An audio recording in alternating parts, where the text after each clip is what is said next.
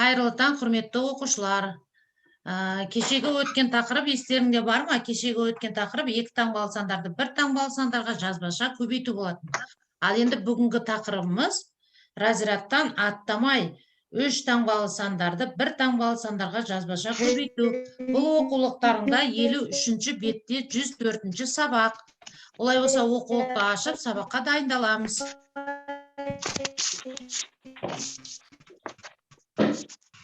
Егер сабаққа дайын болсақ, кішкене ой сергіту мақсатында балалар, қазір көбейту кестесін сұрап өтейік. Мен аттарыңды айтып, көбейту кестесін сұраймын, сендер жауап беріп отырыңдар. Нұрасыл, 4 жердегі 5-ің қанша? 4 жердегі 5-ім 20. Өте жақсы. Сезім, 7 жердегі 4-ің қанша?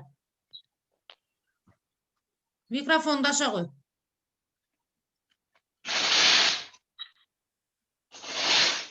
Апай, қайталап жіберіңізші. 7 жердегі 4-ің қанша? 16.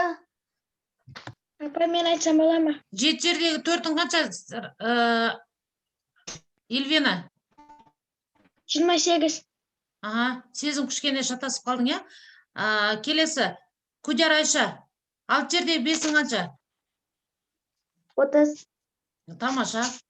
Арлан, 3 жердегі 9-ың қанша? 3 жердегі 9-ым 27. Тамаша. Әлібек, 8 жердегі 5-ің қанша? 40. Тамаша. Олай болса, балалар, сабағымызды бастаймыз. Үйде көбейту кестесін тағы да жақсылап қайталаңдар, жарай ма? Бүгінгі өтетін тақырыбымыз, жаңа тақырыппен танысып кетіп, бүгінгі сабақта 3 таңбалы санды 1 таңбалы санға жазбаша көбейтуді үйренеміз. Олай болса, балалар, қараңдар. Кім жылдам деген ойын ойнаймыз? Оқулықтарыңдағы 53-ші бетте сендерде бірнеше есептер берілген. Кітапқа қараймыз.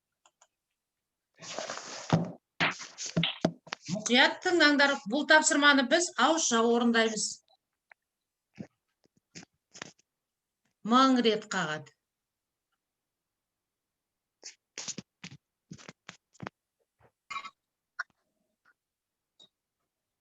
Ал 5 есе арт. Дауыс естіліп тұр ғой, балалар, сендерге? Жоқ. Ал есептеп көр. Онда болса есептеп көріңдер, балалар. Маса қанатын 5000 рет қағатын болса 1 секундта. Ал ара 5 есе артық болып тұрса, ал ара қанша қағады секундына?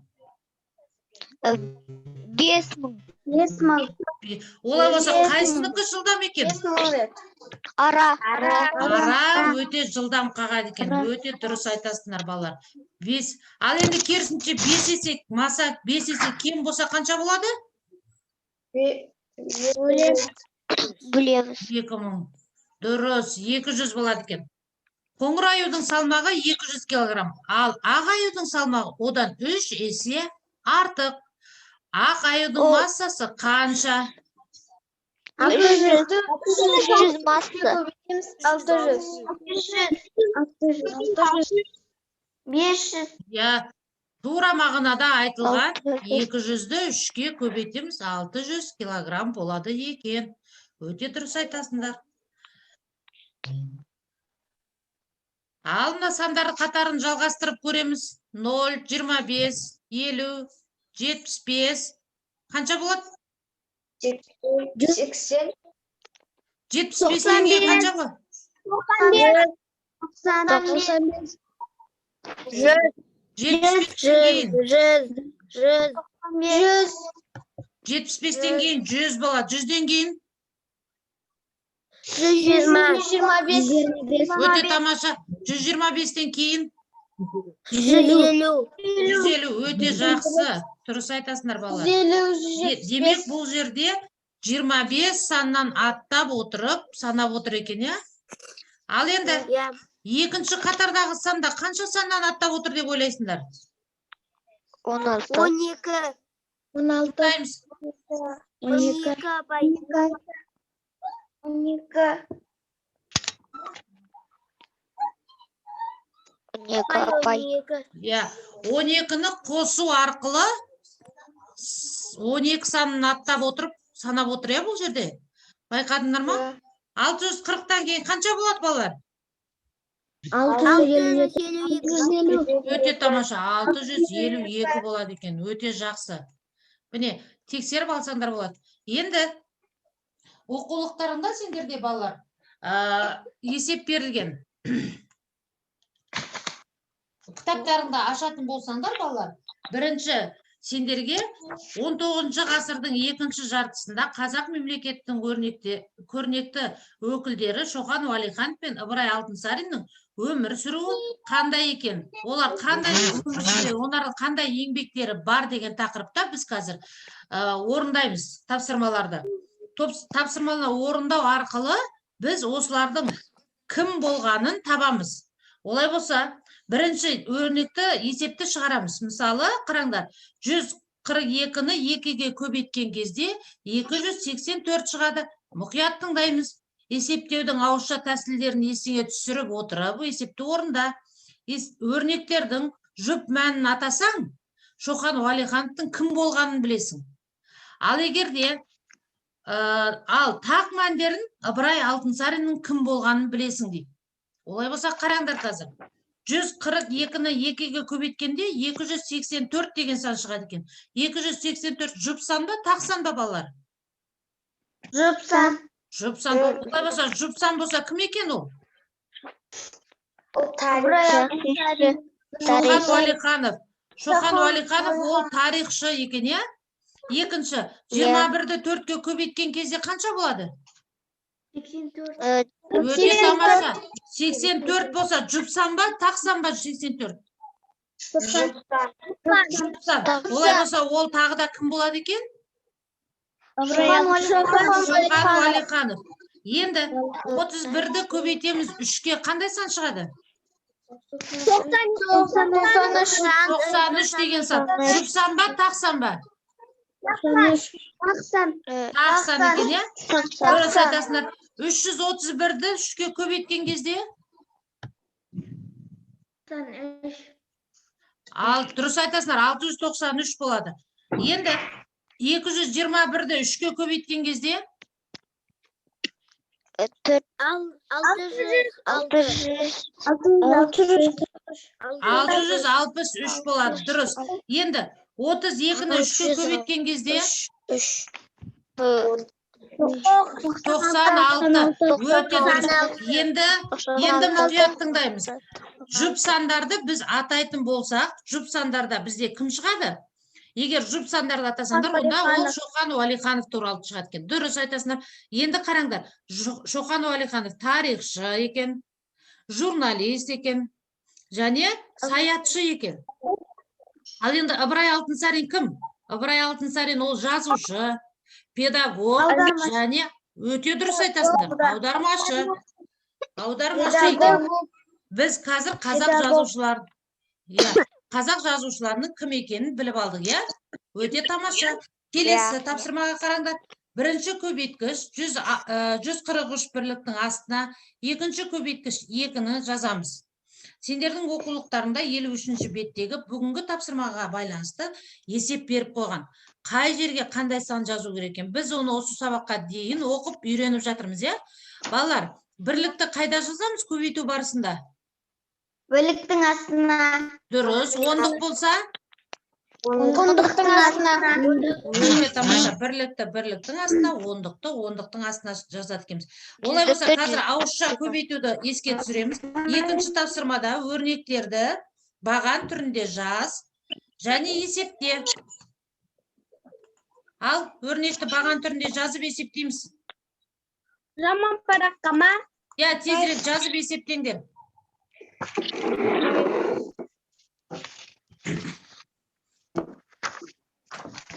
Апай, екінші бөлім ба кітаптың?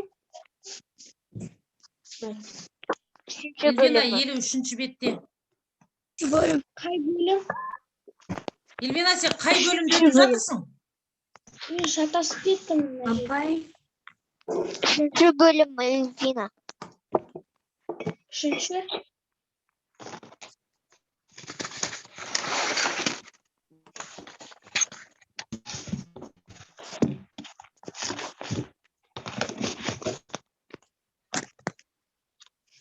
Сендердің алдыларыңда мына жерде жазылып тұр.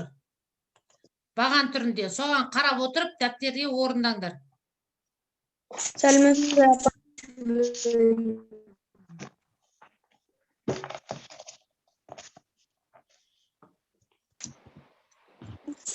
Сабақты түсініп алыңдар, қараңдар. Егер бірліктер 3 таңбалы санды көбейту барысында бір таңбалы санға бірліктерді бірліктің астына жазамыз. Мысалы, маған қараңдар, болды, жазбай тұра тұрыңдар.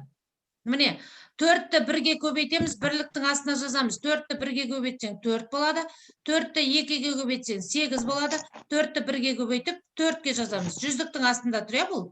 Келесі санда тағы сол сияқты. 2-ні 3-ке көбейтеміз, 6 болады. 2-ні 4-ке көбейтеміз, 8 болады. 2-ні 1-ге көбейтеміз, 2 болады. Енді 322-ні 3-ке көбейту үшін, мынау тұрған сан, сендерде қандай сан? Бірлік, мынау ондық, мынау жүздік. Олай болса, бізге бір таңбалы сан, ол бірлік болып тұр, я? Ондай болса, біз бір таңбалы санды бірлік деп алатын болсақ, онда сол бірліктің астына жазамыз. Көрдіңдер ме? Басқа мына жаққа жазуға болмайды оны. Енді 3-ті 2-ге көбейтеміз 6, 3-ті 2-ге көбейтеміз 6, ондықтың астына жазамыз. Енді біз үштікті жүздікке көбейтіп жатырмыз ғой. Сол үшін 3-ті 3-ге көбейтеміз, жүздіктің астына жазамыз. Көрдіңдер ме? 966 болады екен. Мына жерде тура сол сияқты. Бірінші тұрған 3 таңбалы сан, я? 3 таңбалы сан ол бірлік, ондық және жүздік. Олай болса, 3 деген бір таңбалы сан ол бірлік. 3-ті 3-ке көбейтеміз 9 болады, 3-ті 1-ге көбейтеміз 6 болады, 3-ті 1-ге көбейтеміз 3 болады, 3-ті 3-ке көбейтеміз 9 болады. Енді мына жерде 313-ті 3-ке көбейткенде 939 деген сан шығады екен. Бұл сендерде оқулықтарында берілген екінші тапсырма. Апа, шығарып жатырмын. Жақсы.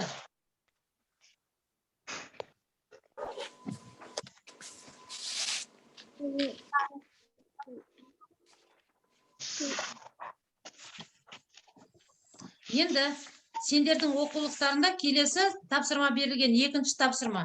Екінші тапсырмаға қараңдар 53-ші беттегі. 124-ті 2-ге көбейту, я?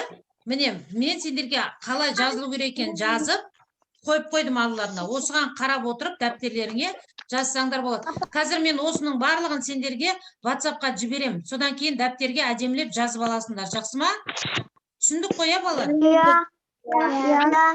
Иә. Енді 3-ші есепке қараңдар. 3-ші есепте сендерге берілгені мынандай. 19-шы ғасырда қазақтың тұңғыш ашылған мектептерінде бар жоғы 112 қазақ болған.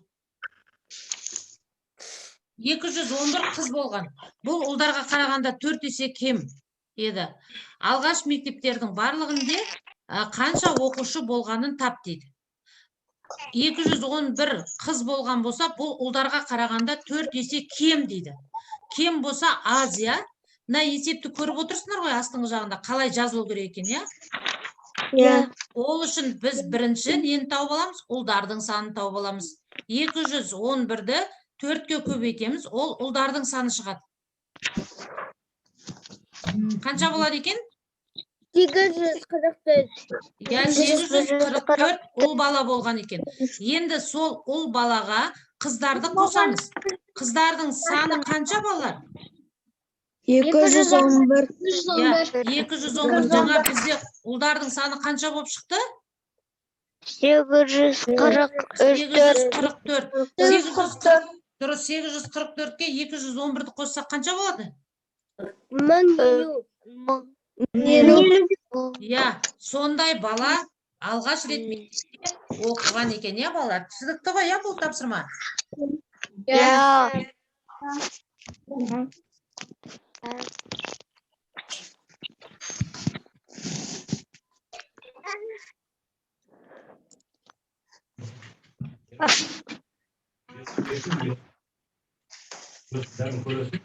Енді келесі тапсырмаға қараңдар, 4-ші есепте.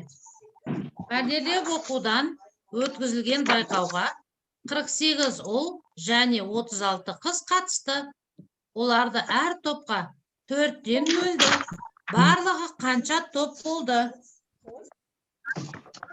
Ал, айтып көріңдер.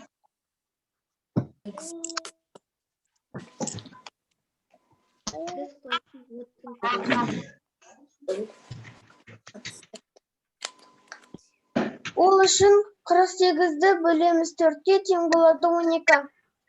48-ді, қазір енді сезімің айтқан тексеріп көрейік. Ал, 48 қосылған 36 болады екен, я балалар? Содан кейін барып, оны не істейді екенбіз? Көбейтеміз. Жақсы. Олай болса, 5-ші есепке қараңдар. Амалдардың орындалу ретін анықта. Баған түрінде жазып, оларды есептеп көр. Баған түрінде жазуды біз білеміз, я балалар, мынау сияқты. Мынау сендерге бірінші көрсетілген мына тұрған есепті мысал ретінде жазып қойдым. Ал қалған есептерді өз беттерінше жазып көріңдерші қазір. Мына есепті жазып көріңдерші міне. 213 көбейтілген 3, азайтылған 122 көбейтілген 3 дегенді мынау сияқты баған түрінде жазып есептейміз қазір.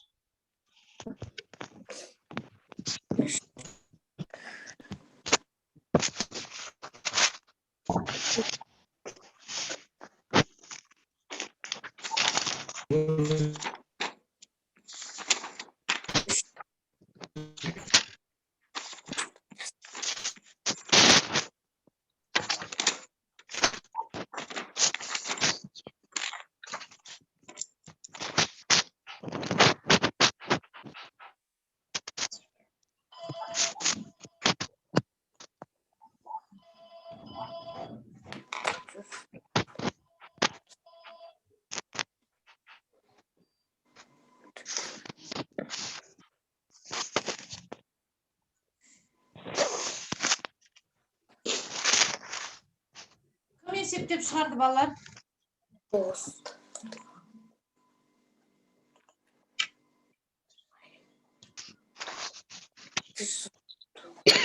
Біреуін ғана есептеңдер. Астындағысын ба, үстіндегісін ба? Екіншісі.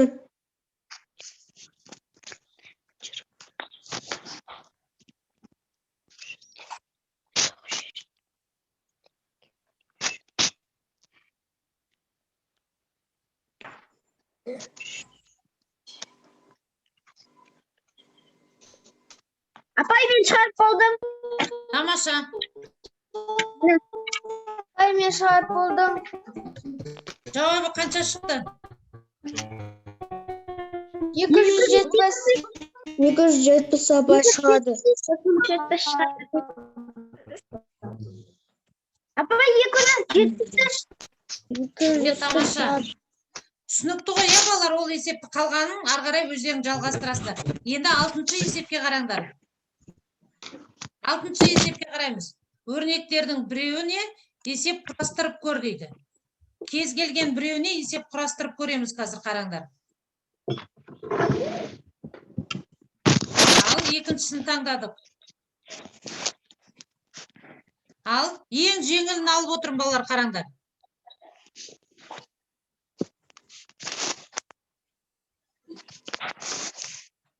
Жұқа дәптер 50 теңге тұрады екен. Қалың дәптер одан 10 есе артық. Демек 50-ді 10-ға көбейтеміз. 500. Тамаша, 500. 500. Ага. 500. Ал енді тыңдаңдар. Түрлі түсті қарындаш. Түрлі түсті қарындаш одан 360 теңгеге арзан дейді. 140 қорап. 140. Тамаша. Жарайсыңдар, балалар. Енді тыңдаңдар мен ары қарай. Егер барлығы түсінікті болса, балалар, үйден 7-ші өрнекті баған түрінде жазып есептейсіңдер. Түсінікті ғой, я? Үйден естейміз? Баған түрінде жазып 7-ші өрнекті есептейміз. Ал енді 8-ші есепке қараңдар. Үш бұрыштың әрбір қабырғаларындағы сандардың қосындысын ортасына тұрған сандарға тең болу тиіс. Бұл орындарға қандай сандар жазылуы мүмкін? Алдарында үш бұрыш тұр, иә? Мысалы, біріншісінде 1 болуптур, енді жасыл тор көздөрдү толтуруумуз керек қой бізге. 14 болуу үшін. Мысалы қараңдар, біріншісінде 3-ке 10-ды қосамыз, оған 1-ді қосамыз, 14 болады, я? Енді 3-ті 2-ні қосамыз. Енді ортадағы тұрған жасылға қандай сан келу мүмкін, астыңғы жағындағы жасылға? 9 келеді, өте тамаша. Асима, сен айтып отырсың ба 9 деп? Енді 2-ге 1-ді қосамыз, 3 болады. Оң жақ қабырғадағы тұрған жасылдың ішіне қандай сан келу мүмкін? 11. Өте тамаша, 11. Сол сияқты екінші тұрған 3 бұрышты да есептеп шығарамыз. Сабақ түсінікті ма? Бүгінгі сабақтан қандай әсер алдыңдар? Сабақ бүгін ұнады ма сендерге? Қатты ұнады. Бүгінгі сабақтан қатты ұнады. Кішкене қысқа бүгінгі сабақ туралы өз пікірлеріңді айтып кетіңдерші. Мен бүгін 3 таңбалы санды 1 таңбалы санға көбейтуді үйрендім. Жақсы. Тағы да кім айтады? Мен разрядты атамай 3 таңбалы санды 1 таңбалы санға жазбаша көбейтуді үйрендім. Жақсы, тағы да. Мен разрядтан атамай 3 таңбалы санды 1 таңбалы санға жазбаша көбейтуді үйрендім. Жақсы. Арай. Арай, микрофоның жабық тұр сенің. Маған баған түріні атамай 3 таңбалы санды 1 таңбалы санға көбейттім. Маған бүгінгі сабақты ұнады. Аха, жақсы. Мержан, сен не үйрендің? Баған түрде. Баған түрінде жазу ұнады ма? Арлан, саған не ұнады? Арлан, айта ғой, не ұнады саған?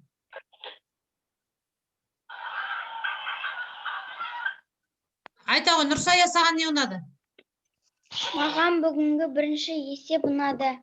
Аха, бірінші есепте біз қазақтың тұлғаларымен таныстық, қазақтың 19 ғасырдың екінші жартысында өмір сүрген қазақтың мәдени қайраткерлерімен таныстық, өте жақсы.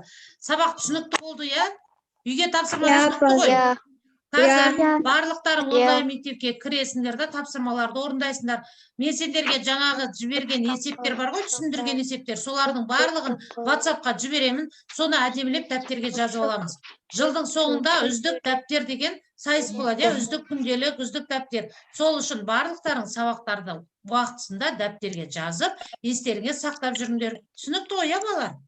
Олай болса, сабақ аяқталды. Сау болыңдар. Сау болыңыз, апай. Көп рахмет. Елвина, енді мен Елвинамен сөйлесем. Елвина, сен не аспаннан түстің ба? Бүгін математика бірінші рет болды ма? Не саған? Не үшінші? Мен саған айттым ғой, запись жазылады, директорге барады ол запись деп айтып тұрмын ғой. Сонда сабақ, Елвина, сабаққа басқа бір мектептен, әкімшіліктен бір мұғалім қатысып отырса, немесе директор қатысып отырса, сен сонда қай бетті оқып жатырмыз, апай, қай бөлім деп сұрап отырасың ба? Ұят емес па оның? Сонда сен қай бөлімді күнде тапсырманы орындап жүрсің? Елвина, жауап берші маған. Мен шатасып кеттім. Мен бағана сабақ басталмай тұрып айттым ғой, балалар, мен мына сабақты запись жасаймын, директорге беремін мына записті деп. Ал енді қазір директорге мен мына записті беремін, сонда сенің ана оқушың сабаққа қатыса ма, қатыспай ма дейді ғой сені. Қай бөлім деп отырсың әлі осы уақытқа дейін?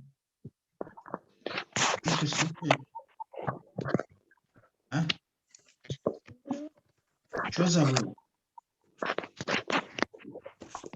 Вы же говорите ясно. Какой бөлім что? Куда летаешь куда-то? Кеше сен қай бөлімнен тапсырма орындадың, Елвина? Үшінші.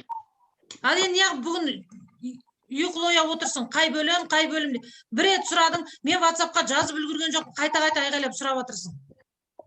Сен күнде оқып жүрген кітабыңды білесің ғой, қай бөлімді оқып жүрсің. Кеше сол бөлімнен тапсырма орындадың үй жұмысын. Қандай керемет орындап жібердің тапсырманы. Кешегі жұмысыңның бәрі керемет, әдемі, дәптерің бәрі тап-таза. Қандай жұмыс жасадың кеше? Ал бүгін қай бөлім деп отырсың? Ұят емес па оның? Не Енді высказалась, кітап. скажи, не высказалась. Елвина, қарасын де, мына 3-ші бөлім, міне мына жерде жазылып тұр. 3-ші сынып, 3-ші бөлім деп тұр. Осы бөлімді ғана қойда, қалған бөлімді жинап қойып қой басқа бір жерге. Сонда сен шатаспайсың. Поняла? Тебе сказал директору даст, а ты что делаешь? Позоришь ее. Почему? Можешь внимательно слушать. А ничего попало, думаю.